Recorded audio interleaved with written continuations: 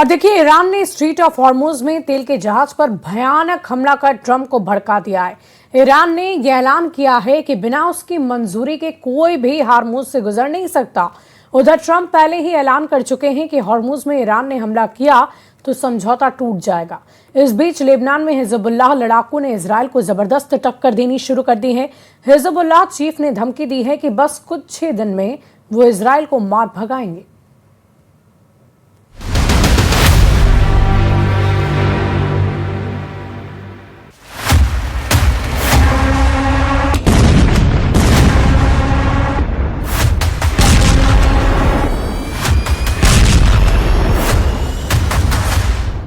फिर युद्ध भड़क गया है, फिर बम फटने लगे हैं, फिर तेल रूट जलने लगा है।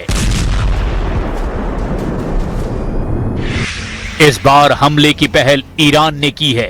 इस बार सुप्रीम लीडर मुस्तफा ने ट्रंप को गुस्सा दिलाया है। हॉर्मुज में ईरान का भयानक हमला शुरू।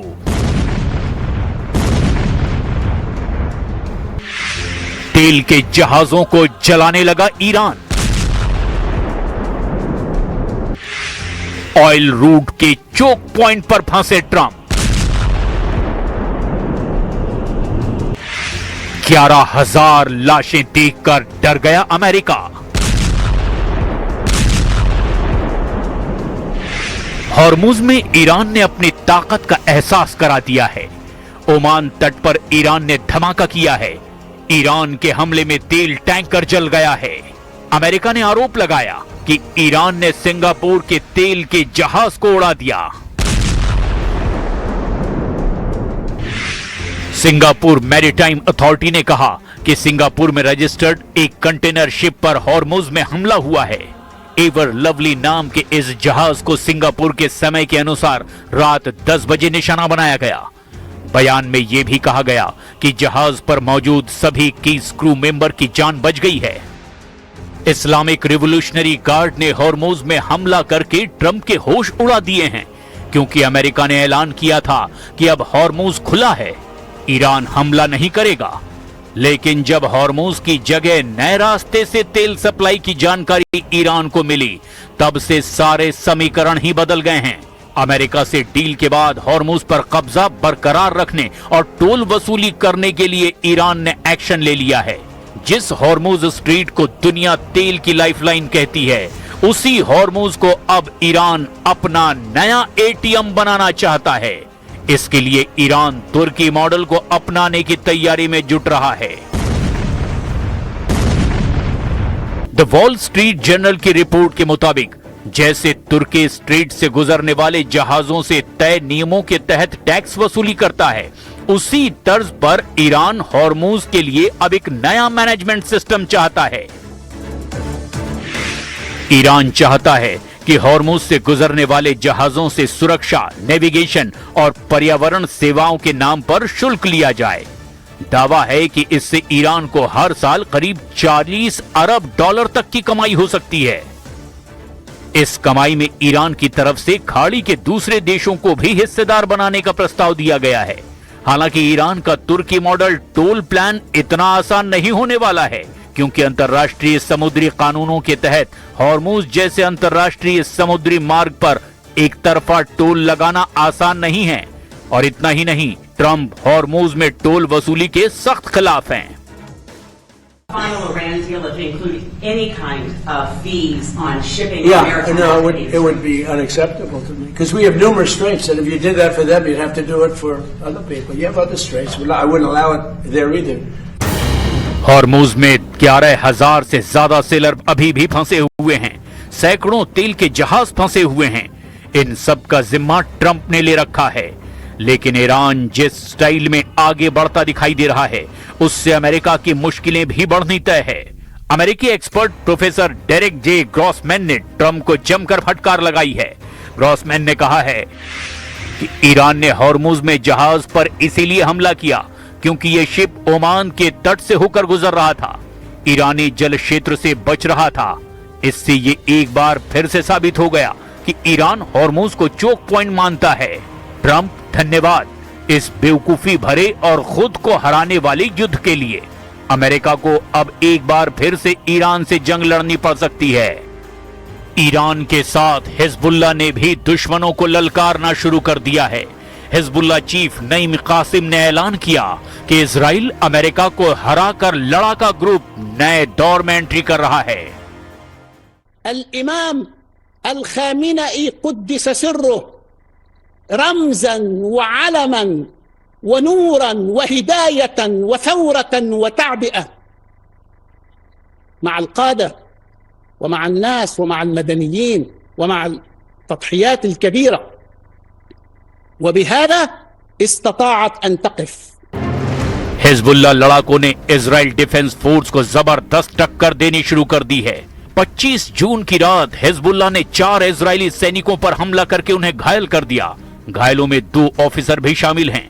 बेत याहून में हुए एनकाउंटर में लड़ाका ग्रुप इजराइल पर भारी पड़ा है। हालांकि हमले के बाद आईडीएफ ने तूफखाने और हवाई हमलों से हिजबुल्लाह के कई ठिकानों को तहस नहस कर दिया। लेकिन ट्रंप कब तक शांत रह पाएंगे, इसकी अब गारंटी नहीं है।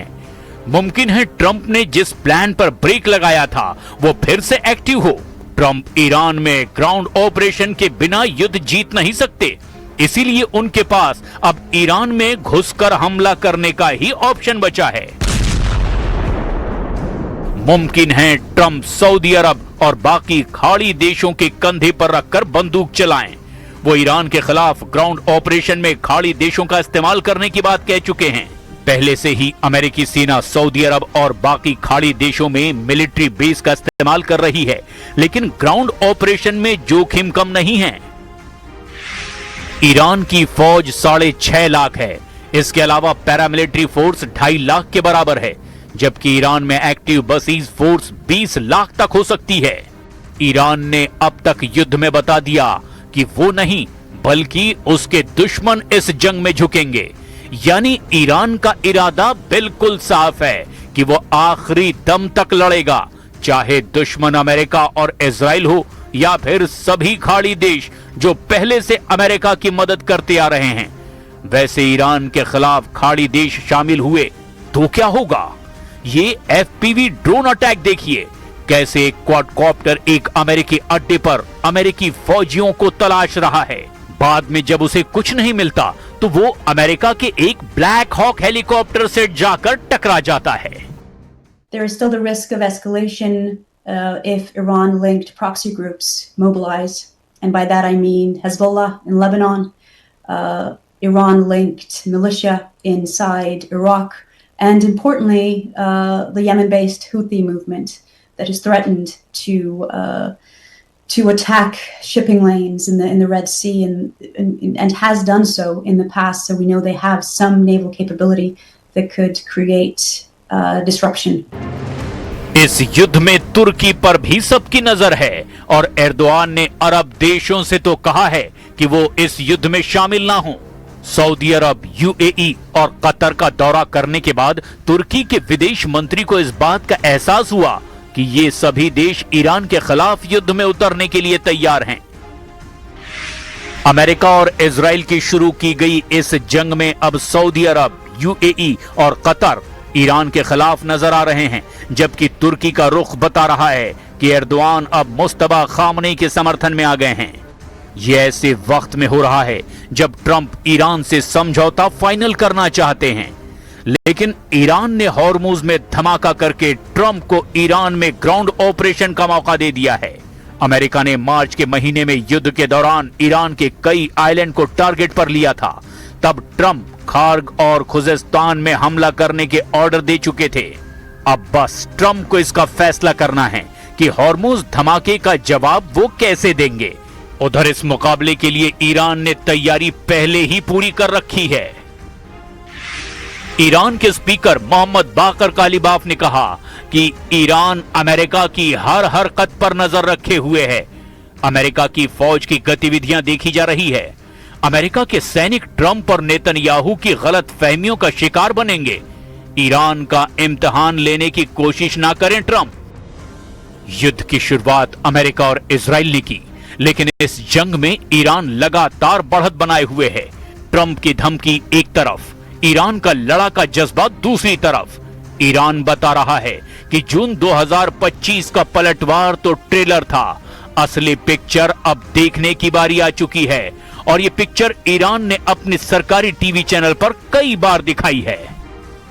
स्टूडियो में मिसाइल देखकर हर कोई हैरान है। दर्शकों के बीच मिसाइल दिखाने का क्या मकसद हो सकता है? ये मिसाइल तो लॉन्च पैड पर होनी चाहिए थी। पहली है फतह मिसाइल और दूसरी है खैबर शिकन मिसाइल।